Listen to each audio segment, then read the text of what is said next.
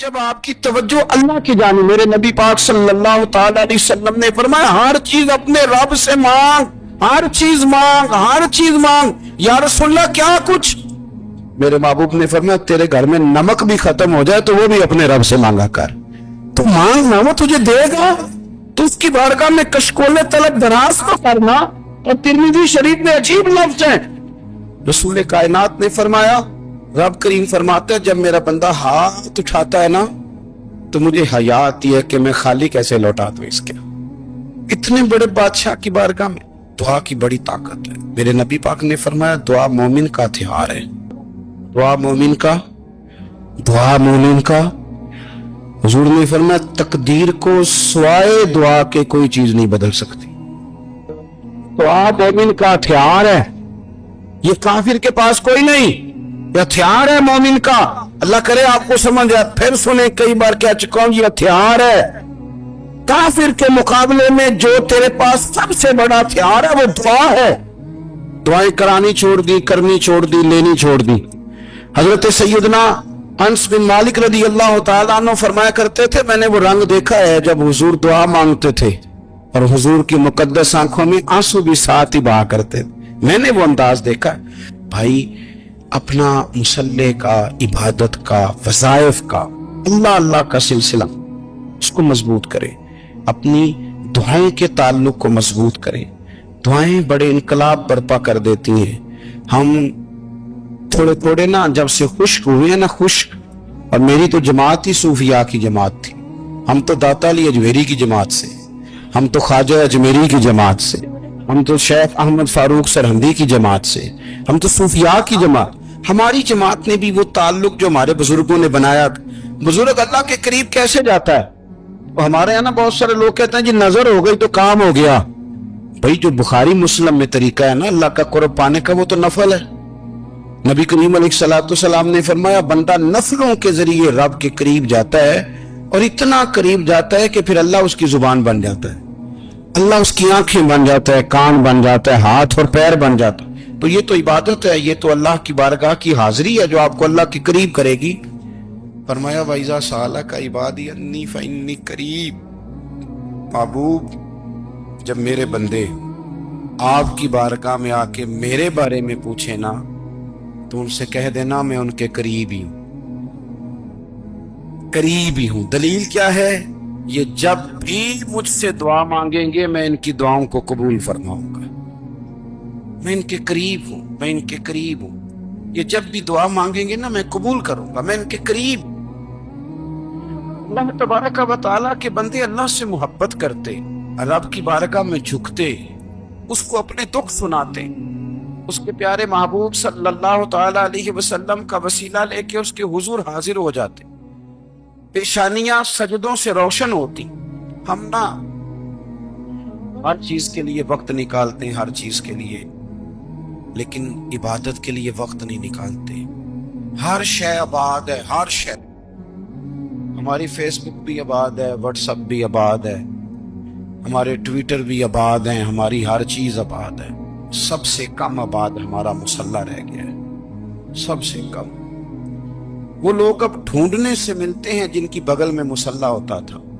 میرے بھائی آپ کتنا کو دنیا کے پیچھے بھاگو گے تھکا دے گی، کتنا دولت کے پیچھے بھاگو گے تھکا دے گی۔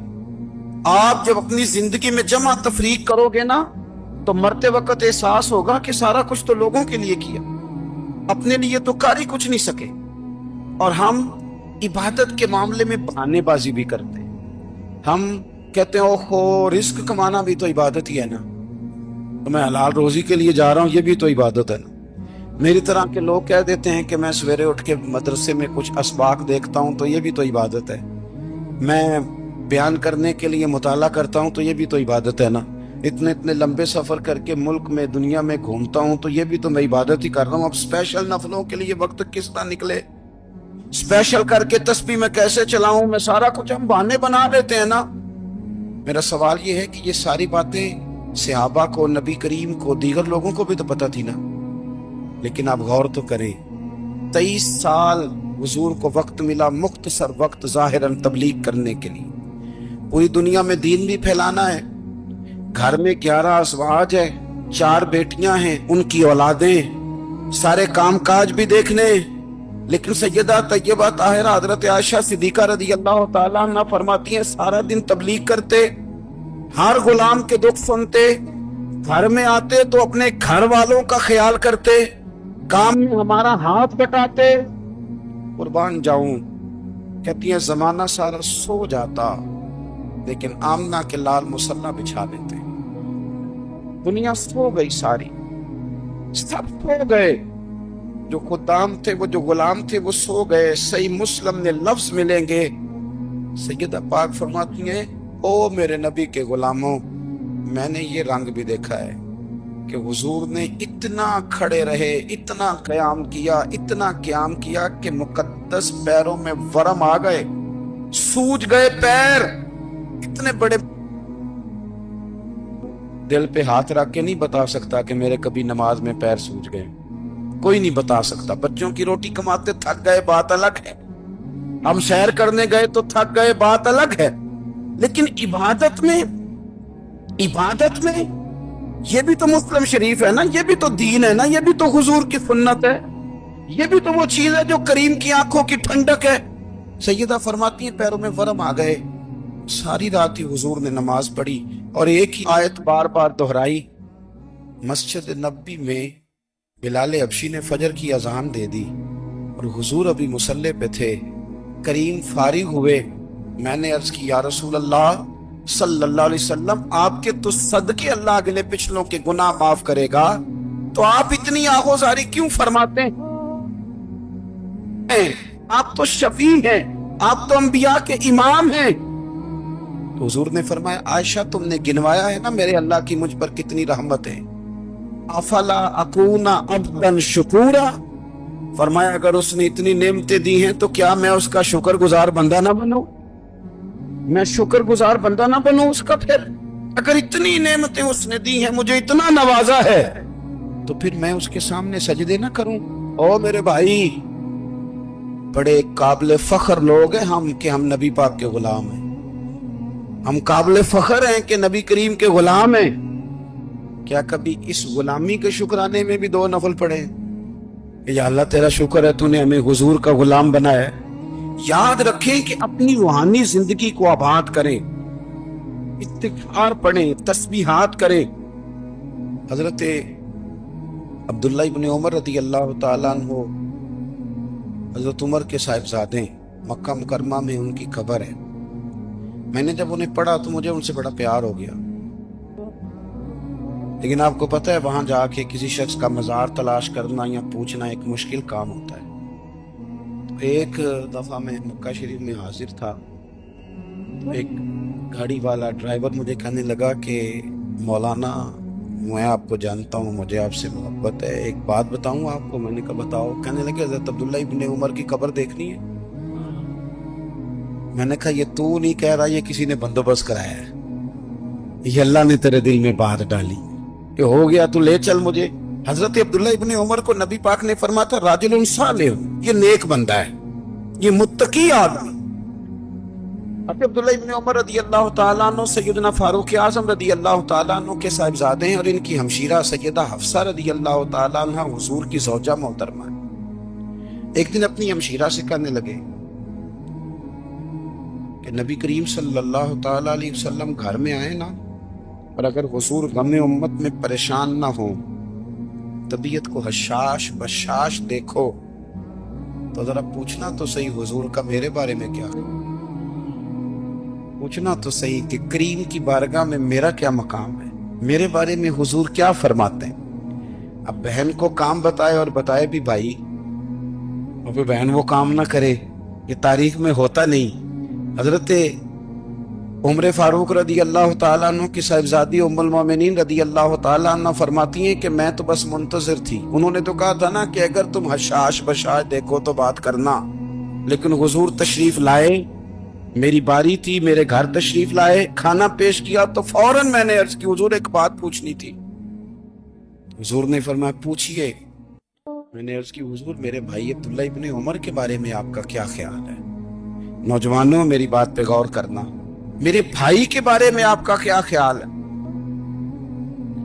نبی کریم صلی اللہ تعالی علیہ وآلہ وسلم نے میری طرف دیکھا اور پھر حضور زیر لب تھوڑا مسکرائے، اور بریلی کے امام کہتے ہیں کہ حضور مسکرا دیتے تھے نا تو جو بڑا دکھی ہوتا تھا وہ بھی ہنس پڑتا تھا۔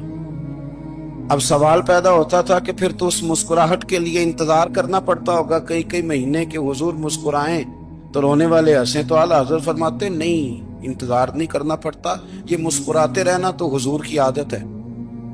جس سچی سے روتے ہوئے ہنس پڑے اس تبسم کی عادت پہ لاکھوں سلام، یعنی یہ تو عادت ہے حضور کی مسکراتے رہنا، اس کے لیے انتظار نہیں کرنا پڑتا۔ بھائیو آپ خیال رکھیں گے، غور کریں گے، حضرت عبداللہ ابن عمر رضی اللہ تعالیٰ عنہ کے بارے میں پوچھا تو سیدہ فرماتی ہیں کہ نبی کریم صلی اللہ تعالیٰ علیہ وسلم نہ زیر لب مسکرائے اور فرمایا حفصہ میرا بھائی ہے تو اچھا، لیکن میں نے سنا ہے کہ عشاء کی نماز پڑھتا ہے تو فجر تک سویا ہی رہتا ہے۔ او نوجوانوں، 10 بجے تک سونے کی بات نہیں ہوئی، 9 بجے تک سونے کی بات نہیں ہوئی، 11 بجے اٹھنے کی بات نہیں۔ حضور فرمانے لگے میں نے سنا ہے کہ عشاء کی نماز پڑھ کے سو جاتا ہے اور فجر تک سویا ہی رہتا ہے، اسے چاہیے کہ تہجد کے وقت اٹھا کرے، اللہ کی بارگاہ میں حاضر ہوا کرے، آہوزاری کرے، سجدے کرے، عبادت کرے، اٹھتا ہے اور فجر میں جا کے اٹھتا ہے۔ حضرت جناب حفصہ رضی اللہ تعالیٰ عنہ کہتی ہے میں نے جناب عبداللہ ابن عمر کو پیغام دیا اور میں نے کہا میرے جوان بھائی سون، نبی پاک نے فرمایا ہے تو اچھا پر تہجد میں نہیں اٹھتا، نفل نہیں پڑھتا۔ او میری ملت کے جوانوں، مزہ نہیں آ جاتا جب ساری دنیا سوئی ہو، ساری دنیا، اور بستر بھی گرم ہو اور نیند بھی پورا غلبہ کر رہی ہو، اور اچانک گھنٹی بجے دماغ میں، آنکھ کھلے، گھڑی پہ نظر پڑے، 3:30 4 بجے کا پیغام گھڑی بتائے، اور کوئی چڑھتی جوانی والا اٹھ کے وضو کرے، اور جب وہ مصلی کھول کے بچھائے تو مدینے والے محبوب کہتے ہیں کہ ہر نماز پہ رب ثواب دیتا ہے، اور جو اٹھ کے تہجد کی نماز پڑھے اسے دیکھ کے تو رب مسکراتا ہے، جو اس کی شان کے لائق ہے، جو اس کی شان کے لائق، وہ مسکراتا ہے، خوش ہوتا ہے کہ میرا بندہ تہجد میں اٹھ گیا، مسکراتا ہے۔ کاش ہماری صبحیں کبھی اپنے مالک کے نام ہو جائیں، کاش کے صبح۔ حضرت ابو الحسن رحمت اللہ تعالی علیہ حضرت معاذ ابن جبل رضی اللہ تعالیٰ عنہ کے پاس بیٹھا کرتے تھے، فرماتے ہیں ان سے جو پیار بڑھا تو پھر میرا مصلی سے بھی بڑھ گیا۔ تابعین فرماتے ہیں صحابی رسول سے محبت ہوئی تو ذکر سے بھی ہو گئی، پھر درود شریف سے بھی ہو گئی، محبت ان سے بڑھی تو پھر اللہ نے مسجد کا پیار بھی بڑھا دیا۔ آپ فرماتے ہیں کہ میری ہر وقت طبیعت چاہتی تھی کہ بس اللہ اللہ کروں، بس اللہ اللہ کروں، بس نہ میں ذرا تھوڑی جان چھڑاؤں لوگوں سے، کوئی 10 منٹ ملے تو میں کوئی 4 نفل پڑھ لوں، میں تھوڑا سا نہ بچوں لوگوں سے، اور مجھے تسبیح ملے تو میں نہ کوئی 400-500 دفعہ استغفار پڑھوں، سبحان اللہ، الحمدللہ، اللہ اکبر، لا حول ولا قوت الا باللہ، میں نہ تسبیحات پڑھوں۔ فرماتے ہیں کہ بچے تھے گھر میں 6-7، غربت تھی، کام ملتا کوئی نہیں تھا، میں کام چور نہیں تھا، کام ڈھونڈتا تھا، پر اللہ کی قدرت کے کام نہیں ملتا تھا۔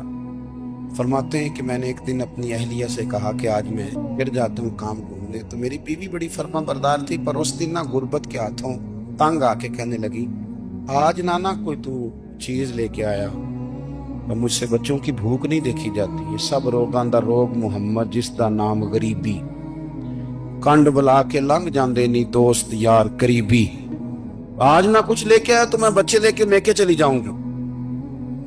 شیخ فرماتے ہیں کہ میں بڑا پریشان گھر سے نکلا، پر میں نے صبح سے لے کے زور تک کام ڈھونڈا، کام ملا کوئی نہیں، تو میرے دل میں خیال آیا چلو کام نہیں ملتا تو اللہ اللہ تو کرے نا، چلو بندوں کی مزدوری نہیں ملتی تو رب کریم کی عبادت ہی کرتے ہیں۔ فرماتے ہیں کہ میں نے نا فرات کے پانی سے وضو کیا، نہر کے، شدید دھوپ تھی، ساتھ ریت تھی اور ریت تپ رہی تھی، میں نے اپنا رومال وہیں مصلی کے طور پر بچھا لیا اور فرماتے ہیں کہ زور سے لے کر عصر تک نماز پڑھی، دھوپ بھی پورے زور پہ، پر میرے سجدے کا ذوق بھی پورے زور پہ۔ فرماتے ہیں سورج بھی چمک رہا ہے اور رب کی عبادت کا ذوق بھی پورے زور پہ، میں سجدہ کروں تو پھر میرا اٹھانے کو جی نہ چاہے۔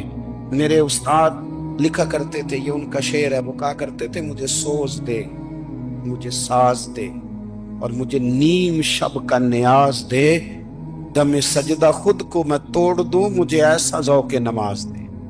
اور میں تیری بہار کا پھول ہوں، میں کھلا بھی ہوں تو تیرے لیے، مجھے میری شاخ سے توڑ لے، مجھے اپنی زلف کا ناز دے۔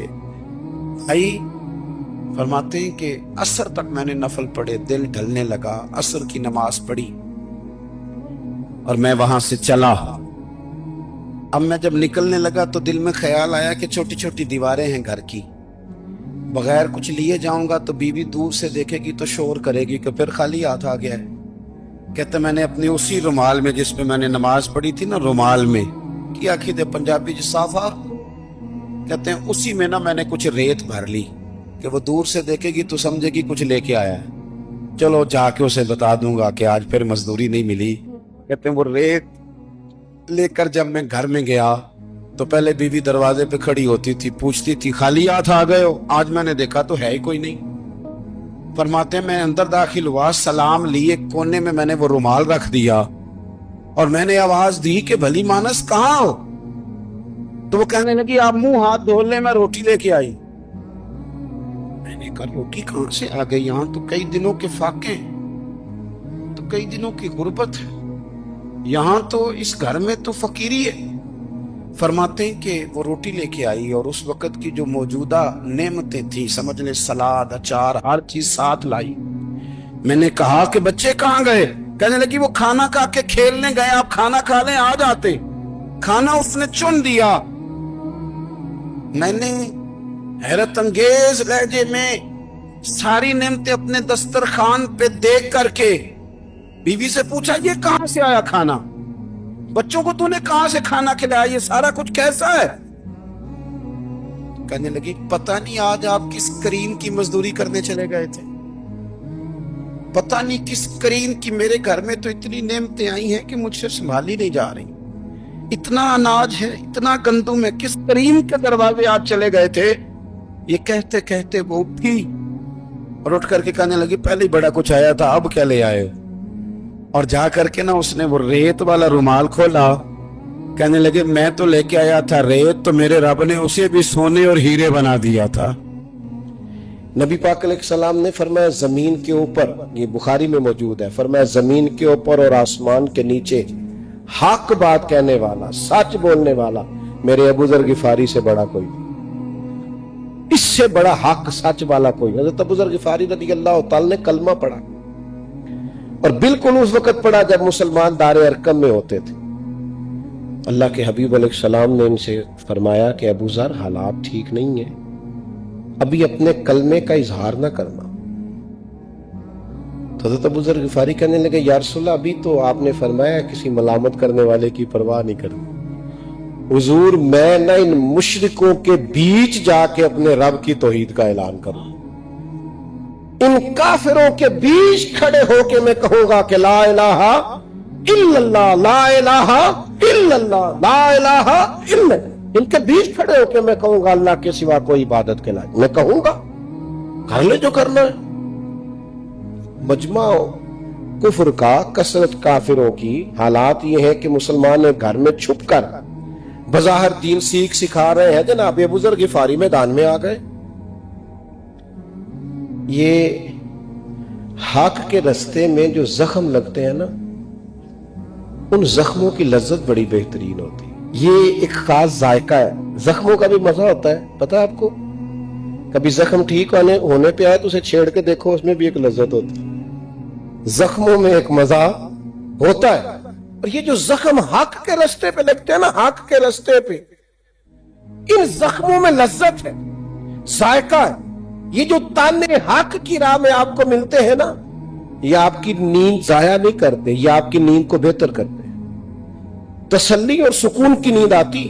ہم نے جتنے تانے سہے ذات کے لیے سہے، کاروبار کے لیے سہے، حق کے رستے میں جو تانے لگتے ہیں ان کا تو مزہ ہی بڑا ہے۔